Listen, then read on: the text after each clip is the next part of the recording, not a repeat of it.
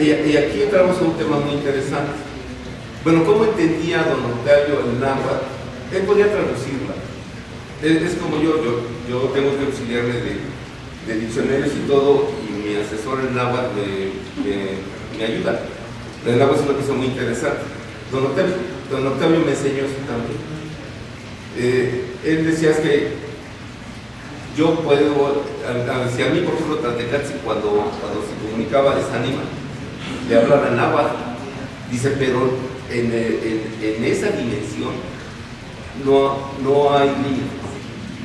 Puedo entender como si fuera español, que es la comunicación. Entonces es algo muy interesante, porque exactamente el conocimiento es algo universal y aquí entramos en otro terreno, ¿no? Háblanos del origen del ánima del príncipe Tlatecatzi, cómo fueron sus encuentros con don Octavio, dónde fue hallado, etcétera, etcétera. Bien. Tlatecatzi, que por cierto le pone al museo Príncipe Tlatecatzi, que me lo confesó, dice, lo hice porque la gente, como trae todo el conocimiento de la onda eurocéntrica, identifica como una gente importante si le dicen príncipe, pero es el señor Tlatecatzi, personaje histórico. Tlatecatzi, el venerable hombre de la tierra. Don Octavio me decía que eran de la generación de Cuitláhuac y de Cuauhtémoc, que habían estado en el Calmeca, ¿sí? Porque ellos nacieron, ellos tenían en el 1521 tenían entre 19 y 21 años. Curiosamente, casi las mismas edades de los conquistadores, del mismo Cortés y todos ellos. Eran jóvenes, fíjense qué interesante. Hay que detenernos allí en esa parte de la historia. Esos europeos que vinieron eran casi también de esa edad, de esas gentes. Es más, el más viejito, también en ese momento, era Cuitláhuac, que contaba como con 35 años. Pero Tlatecatzi era joven, 19, 20 años. Y además fue compañero de Calmeca en lo que se llama en la Gran Tenochtitlan. Y el Calmeca, no sé si hayan ustedes ya visitado la Casa España y en la calle de Donceles, muy interesante. Pero bueno, ese personaje es histórico, página 95, la visión de los vencidos, Miguel León Portilla, chequen. Ahí lo colocan a él como un personaje que estaba defendiendo en San Francisco Xocotitlan. ¿Saben dónde está San Francisco Xocotitlan? No, pues te digas, ¿no? No, porque es agua. Bien. La avenida Jardín, hacia Vallejo. Está de este lado. Junto a la Vamos a ir casi cercano a la raza, a Vallejo. Y entonces Azcapotzalco, fíjense que San Francisco Xocotitlan. Pero recordemos que esas partes eran como el lago, eran como archipiélagos, igual que todas las salinas. Santa María de las Salinas, San Andrés de las Salinas, y la parte sólida del lago, de la tierra, era es más, hay ¿quién conoce Nopatitla aquí en Azcapotzalco? ¿Sabes el lago? Era otra muralla de Nopal. Y todo ese era lago, pero aquí todavía estaba más anegado. Se dice que la cuenca de México, el lago no era tan profundo. Nada más tenía 2 metros y medio. Por eso don Enrico Martínez en 1600, cuando por método de sus métodos topográficos logró desaguar el lago, pero no me voy a desviar por ahí, porque la pregunta para centrarme, doctora. El ánima de Tlatecatzi, ¿cómo se le aparece a don Octavio? Bueno, la anécdota para que... Entonces ya les conté de Tlatecatzi, lo histórico. ¿Cómo se relacionó con don Octavio? Entonces, Tlatecatzi, le vamos a pedir a don Octavio Romano Arzate, ya de una manera más fuerte, sus apariciones, a partir de 1983, donde son más frecuentes sus apariciones. Porque él sigue viviendo en donde tiene todos esos objetos importantes, ese acervo arqueológico, donde está el centro de Cuauhtémoc, donde son... Yo sí sigo creyendo que todos esos objetos tienen una fuerte energía, definitiva. Por eso también les digo que cuando, si en el conocimiento que nos entregaba, porque el museo, hablando de la museografía y de la observación de los objetos, no se vale que se estén manipulando. Pero en aquellos tiempos que era incipiente y que estábamos en el 84, que tenía los objetos en exhibición, con facilidad nos decía, mira, agárralo. Entonces todo eso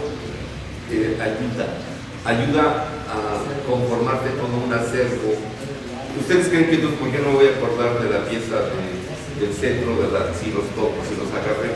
Si tomé también la pieza de la casa, la pieza de cara a la luna, si los sacrificios, el cuerno de Fernando de Roa, otras piezas increíbles. Entonces nos lo daban. Y eso ayuda. Es como cuando uno se pone en una calle y te dice, aquí está la historia.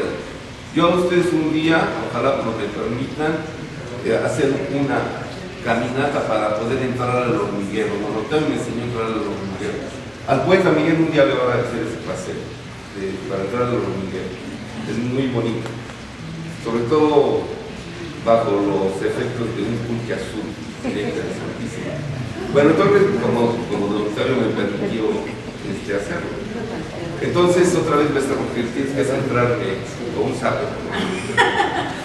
Bueno, ¿cómo fue el hallazgo arqueológico de los restos del príncipe? Ya quedamos que en un sueño, este personaje, aquí, pues hay que tener la apertura de que no todo el conocimiento científico es formal, hay otras maneras de conocer. Él nos está compartiendo que precisamente el tocar las piezas, aunque es indebido porque las deshace uno con las manos, fue una experiencia que le ocasionó un aprendizaje significativo. Ahora, después de que se le aparece varias veces este personaje, el príncipe Tlaltecaxi en sueños, ¿qué le pide y cómo es el descubrimiento arqueológico de su osamenta, que estaba exhibida también? Me insiste, todo se junta, porque por ejemplo él vive en Santa María Malinalco, conoce a una persona de apellido Cárdenas, que es propietario del predio de Santa María Malinalco, la calle donde vive mi compañero por este lado, número 81. Es su amigo. Y le dice, oye, fíjate que a mí se me está apareciendo un fantasma. No le creen, dice, estás loquito. Y me va a ayudar porque le enseña todo lo que tiene en el museo. Y dice, bueno, mira, a fin de cuentas yo no tengo nada en el predio. No están más que mis chiqueros. Tenía chiqueros, el señor Cárdenas. Y sobre todo porque dices que el ánima te está insistiendo. Y sí, y me insiste, y por favor lo convence.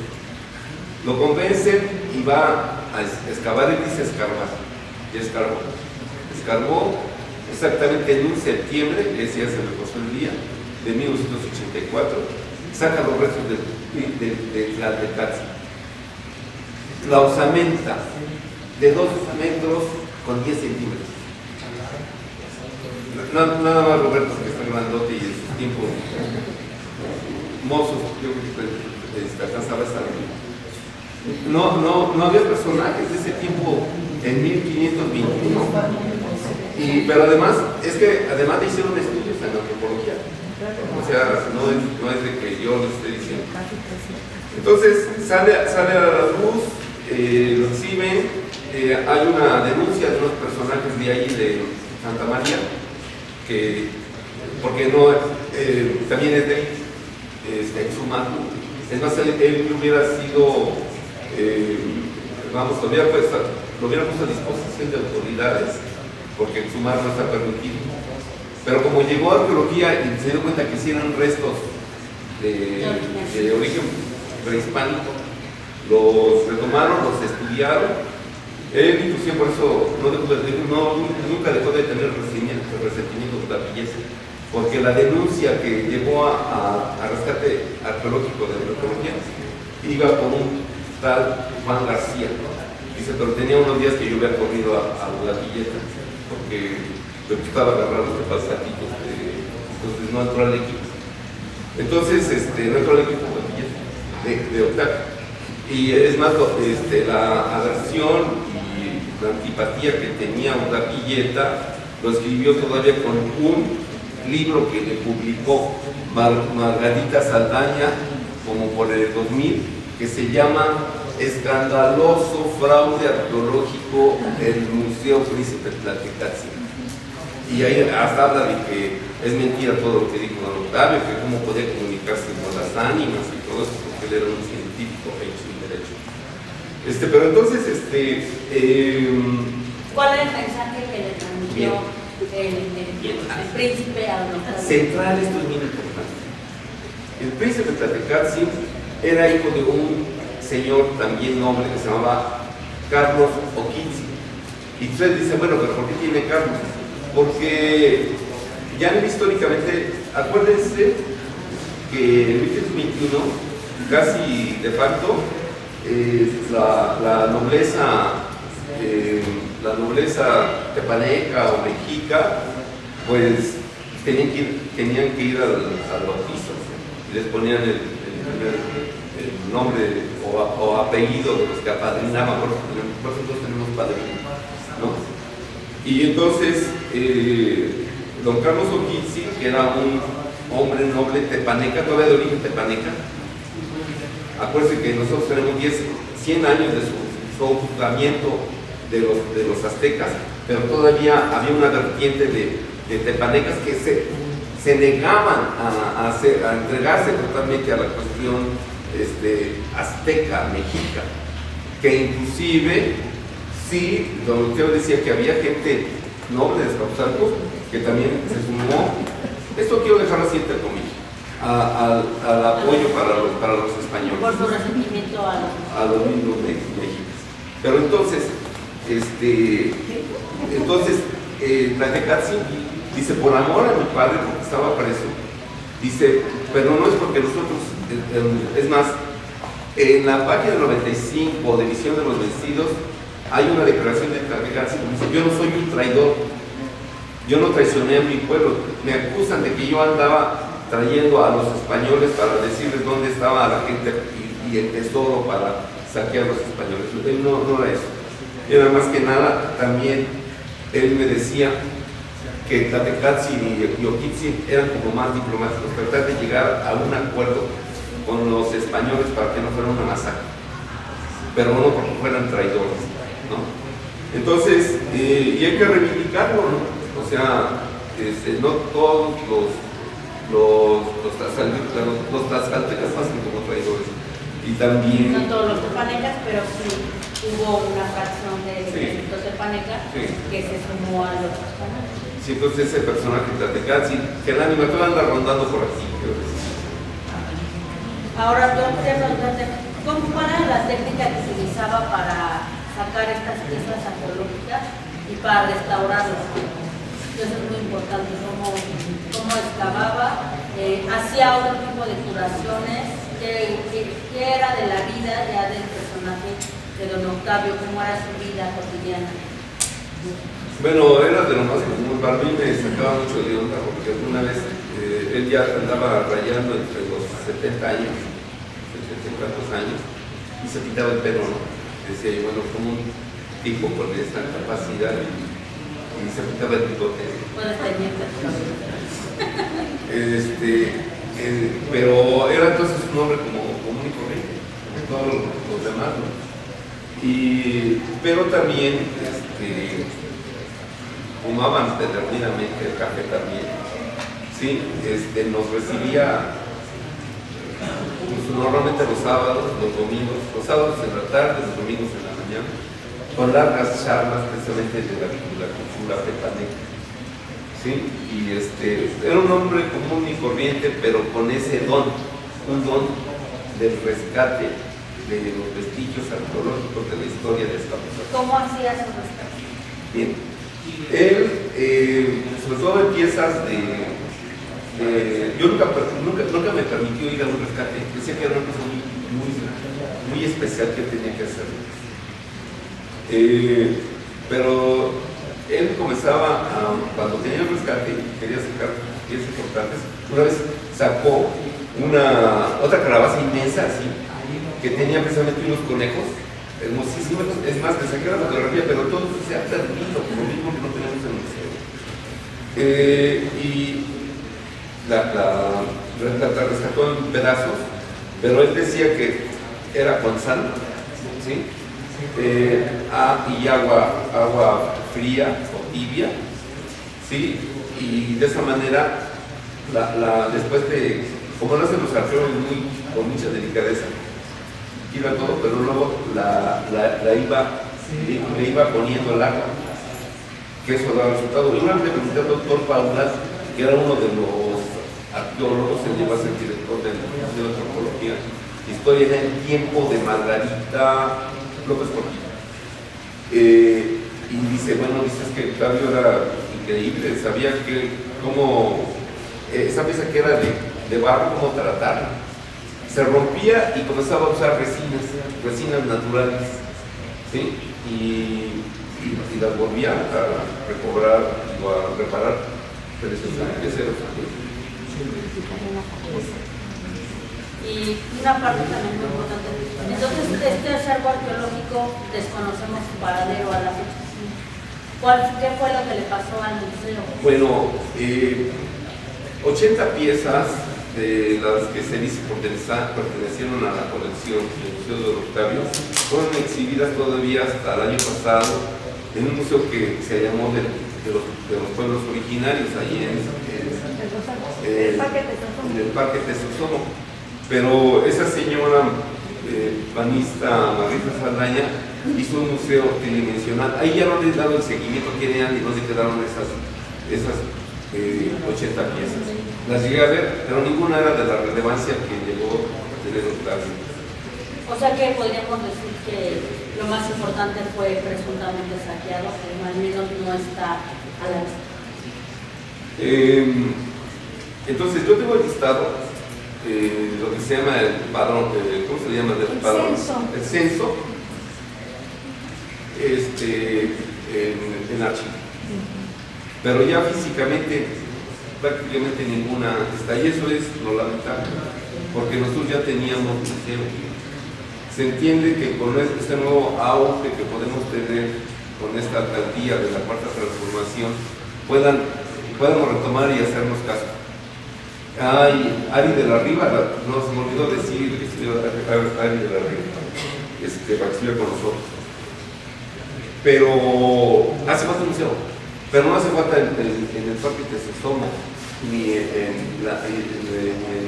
el parque de allá donde está la escuela de cronistas, que se llama Azcapaqui, donde está la fuerza precisamente de la historia de Azcapotzalco.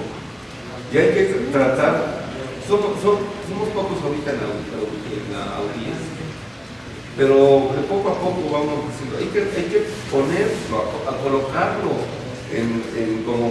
como propuesta de cultura, porque además hay lugares que donde se puede poner y construir, bueno, se entiende que puede ser un polo económico de desarrollo muy, muy importante. Nos están dando muestras, ¿no?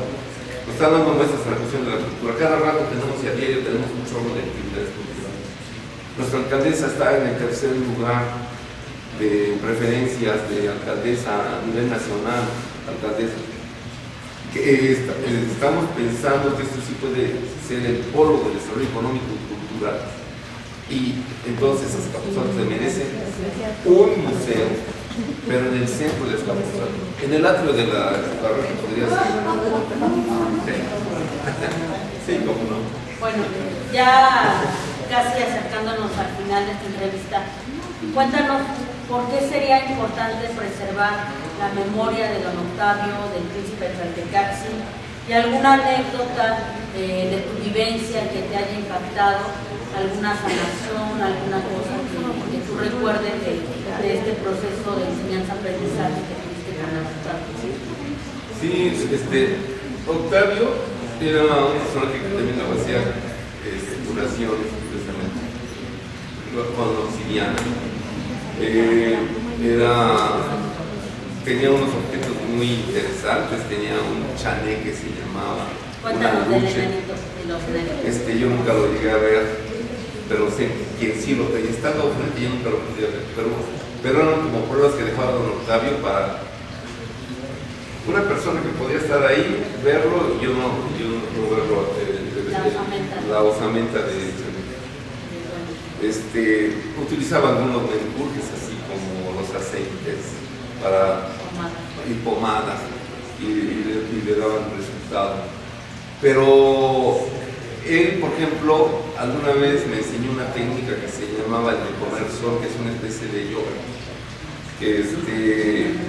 que era así un poquito como para luego lo que contaba se hiciera como una especie de imaginación creativa. Lo llegué a hacer allá en Chancopica, viendo el cerro del Chiquihuite de frente al sol, y no es increíble. O sea, ellos tenían sus técnicas. Creo que don Octavio formó parte de ese círculo de gente de poder que sí existieron, que ya no están entre nosotros, y el orgullo que da es habernos tenido y habernos saludado y que nos hayan dado conocimientos, ¿sí? Eso es, yo creo que lo que podemos dejar puesto en la mesa. ¿Y cuánto tiempo llevas siendo como depositario de este legado? ¿Qué le puede ofrecer a las siguientes generaciones de Tepalcas? ¿Por qué es importante? Fíjate, tenemos prácticamente 13 años del fallecimiento de don Octavio. Yo lo conocí en el 84, ¿no? Y cada año tratamos de hacer un homenaje con pláticas, con charlas. También lo hicimos de alguna manera en unos medios, en otras voces, con Javier Molina. Y creo que cumplimos es 27 y cumplimos haciéndoles homenaje a don Octavio.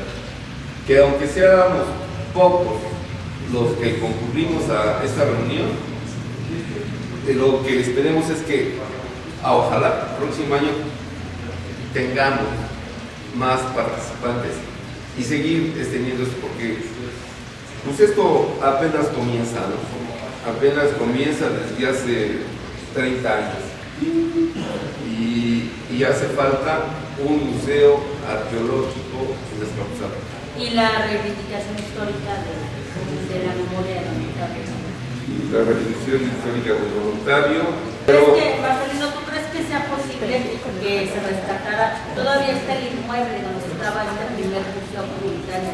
¿Podría ser posible en algún momento que se volviera a poner este museo comunitario en este lugar? Bueno, esto apenas comienza, estamos hablando de la transición, no tenemos ni 100 días. Hay que irlo colocando, Roberto, porque ahí está un inmueble precisamente que podría volverse la casa de los pueblos y barrios originarios, podría volverse una casa de cultura donde pudiéramos también estar interactuando los cronistas. ¿Crees que se puedan recuperar estas piezas que tú tienes en tu memoria o al menos saber dónde están? Sí, no sé. Ojalá, a lo mejor están por allá con algún coleccionista.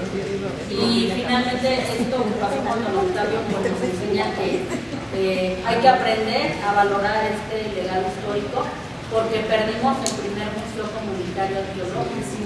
Yo recuerdo todavía cuando fue cerrado el museo y todo esto, era que no tenían, que no eran originales las piezas, cosas así. Sí. Y tampoco me gustó luego cómo difamaban a don Octavio por no tener un universitario. Sí, bueno, pero bueno, aquí estamos este día honrando su memoria. Y Marcelino es modesto, pero espero que este año ya termine su libro. Sí. Estamos haciendo un libro, yo tengo también algunos escritos y algunas investigaciones, y esta historia está muy cerca de nosotros. Ahorita ya no está el museo, pero tenemos algunas entrevistas que le hemos hecho al dueño del Ochindololo, y él comenta cómo de manera impresionante don Octavio abría la tierra con un cuchillo de monte similar a estos actos de psicomagia que hacía Pachita. Con mucho respeto sacaba las piezas, y lo que es triste es que él nos dice de viva voz: lo más hermoso, lo más entero se lo llevó al Museo Príncipes de Aldecaras. Sí. Y algunas cosas quedan rodando por ahí, están exhibidas algunas todavía. Es una taquería, museo, pero hay algunas piezas, un pangandó y algunas piezas que sobrevivieron de esos hallazgos. Y entender que estamos parados en un lugar donde fue la antigua ciudad de Tepalcas. En su plenitud fue en 1426. Es algo bien importante. Entonces, Tlatecalzi, las manifestaciones del ser y las narraciones de don Octavio Arzate, ojalá pronto ya las... ¿Qué le dirías a don Octavio Marcelino, pensando que está aquí oyendo su homenaje? ¿Qué le dirías? Le diría, sé que cantopizzi, que salcoa. Y Campuali. Y bueno, No, eso estuvo muy interesante. ¿Qué quiere decir? sí, quiere decir que todos los mexicanos son muy chingones y algún día lograremos.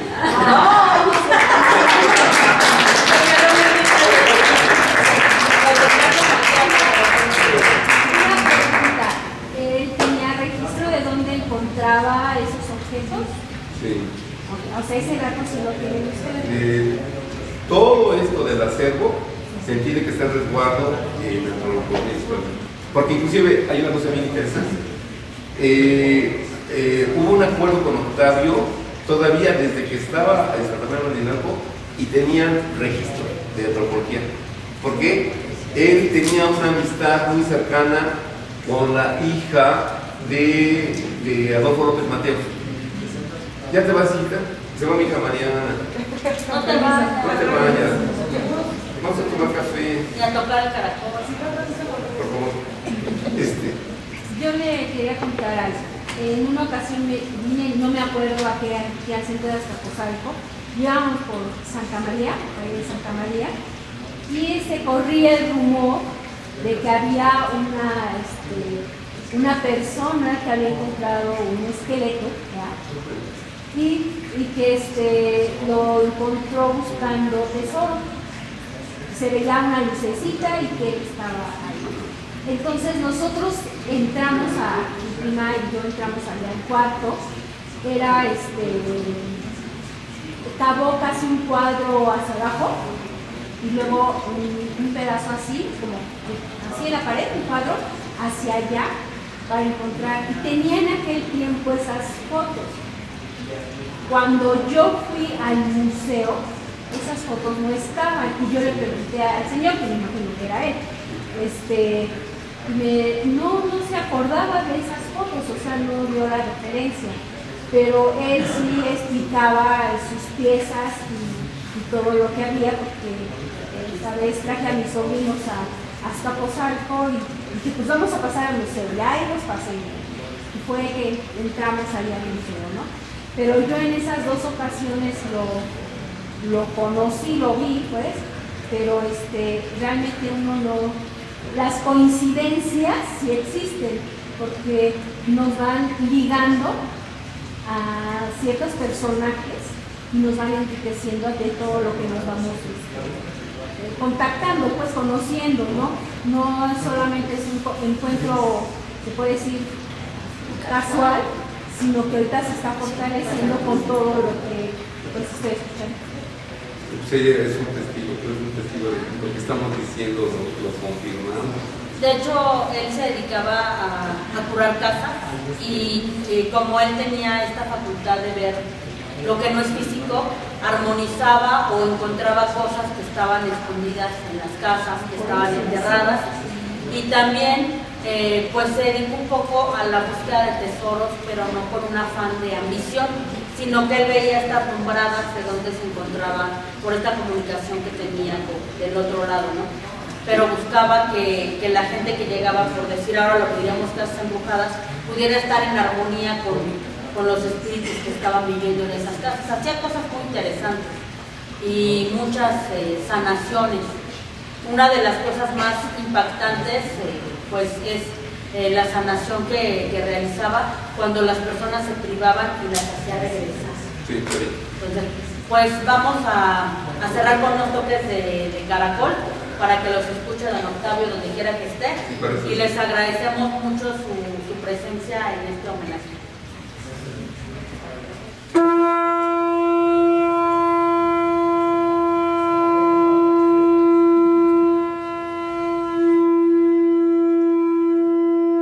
Una producción de La Hormiga en Línea. Los invitamos a suscribirse al canal y a compartir el video.